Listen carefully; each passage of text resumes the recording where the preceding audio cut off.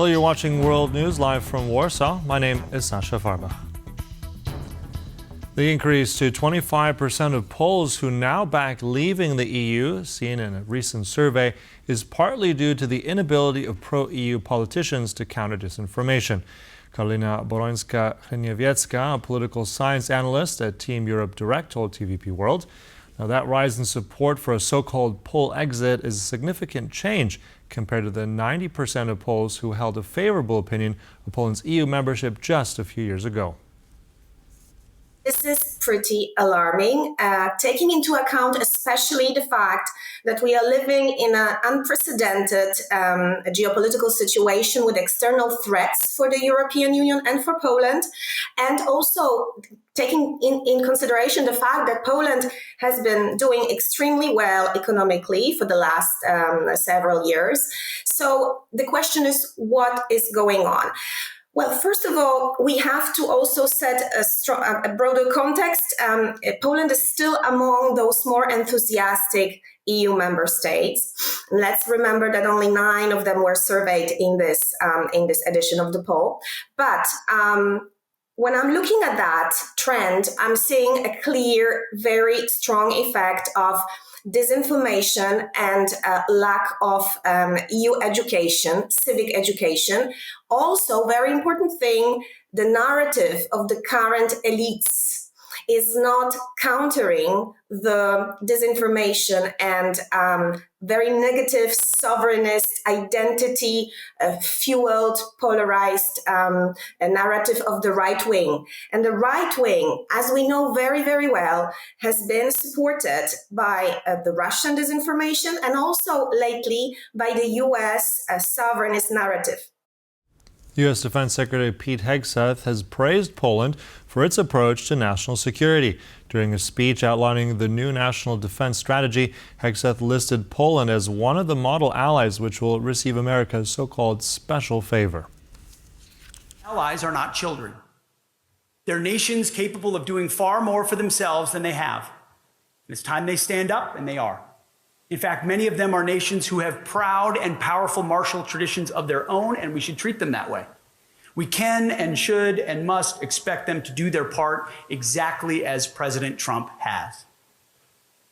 Model allies that step up, like Israel, South Korea, Poland, increasingly Germany, the Baltics, and others, will receive our special favor. Allies that do not, allies that still fail to do their part for collective defense, will face consequences. President Trump, makes sense to me, likes helping countries that help themselves. And we feel the same way. That's the nature of partnerships rather than dependencies. It's what we owe our friends, and most importantly, what we owe the American people. The Kremlin has welcomed Donald Trump's new U.S. national security strategy. The document no longer lists Russia as a direct threat, but instead criticizes Europe for its approach to supporting Ukraine amid Russia's invasion. The new U.S. national security strategy takes a softer tone toward the Kremlin and prioritizes stabilizing relations with Russia. Kremlin spokesperson Dmitry Peskov stated that Russia considers this a positive step, but needs more time to analyze the document and draw broader conclusions. The EU's chief diplomat, Kaja Kallas, responded to Trump's security strategy by saying that, quote, "The United States remains the EU's greatest ally," end quote, and despite disagreements, this principle remains unchanged.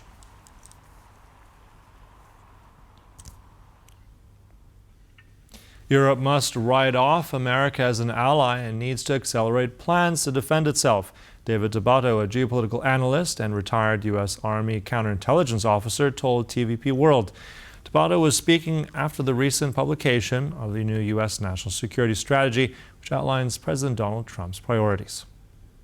I don't know what else the leaders of NATO and the EU need to hear from this administration, the Trump administration, before they realize that this is not the America that they grew up with. It's not the America that came about after World War II and helped build the current alliances.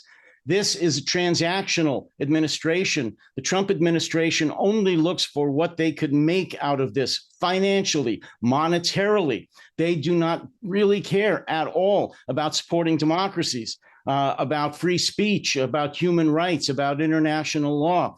The NATO and EU, they need to, of course, not publicly denounce Donald Trump and the Trump administration, but behind the scenes, I'm here to tell you, they need to write him off, meaning they need to write off America as an ally right now. And if they already haven't, start making plans immediately to defend themselves and build their own defense and their own economies post-America.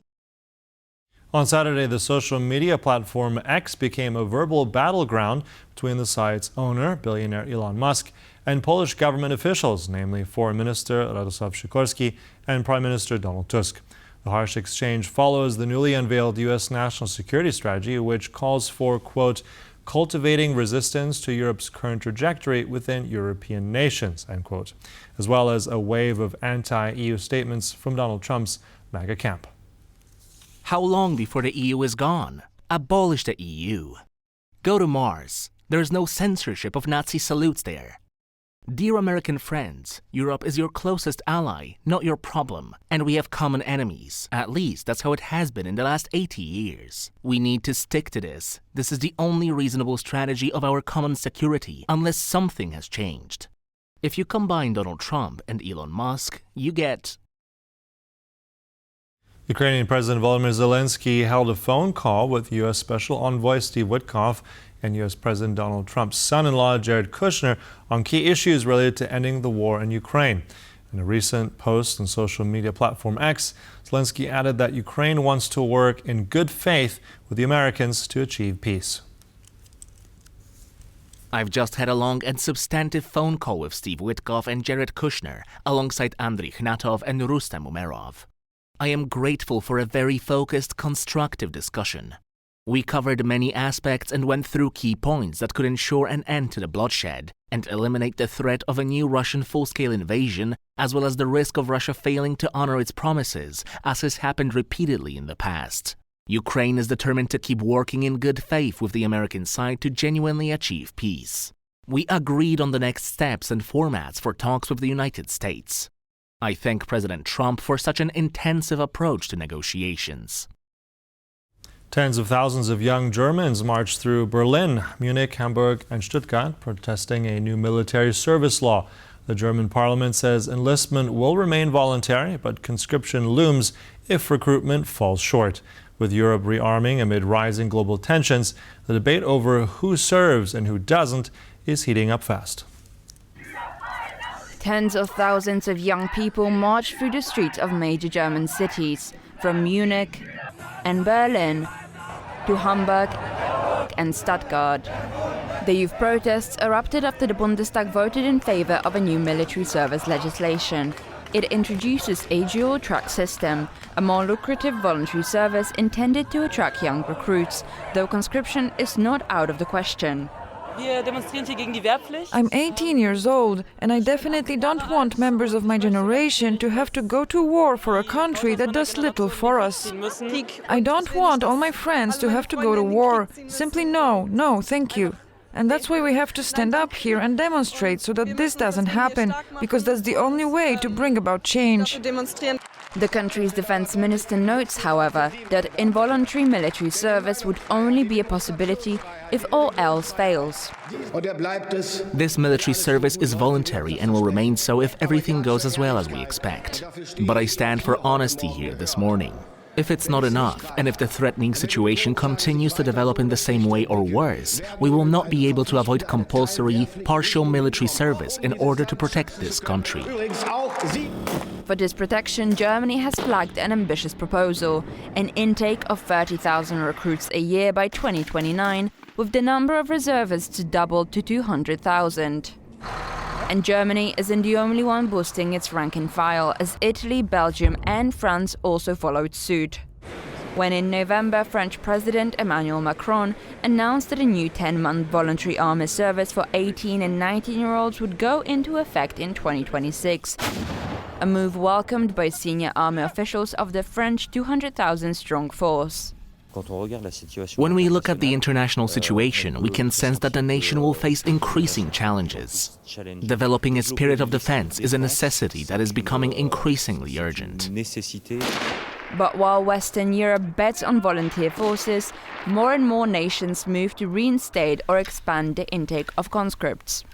Namely Lithuania, which on Thursday announced its plans to boost the number of conscripts enlisted from 2026 onward. According to plans, it's up from 3,500 to 5,000. I think it's not a limit in itself. We have to expand. We have to call for retraining and to have kind of the weekend training exercises which is going on.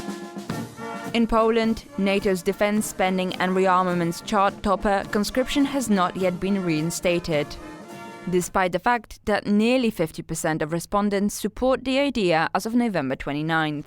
But though unpopular, there is a growing recognition that conscription might soon be a necessity of our times. Right now, we need to rethink our attitude to the military service, but also our attitude to how to serve to our homeland. For TVP World, Zuzanna Jurek. And that's all the latest with this World News Update. But stay with us right here on TVP World for more news and commentary. Goodbye.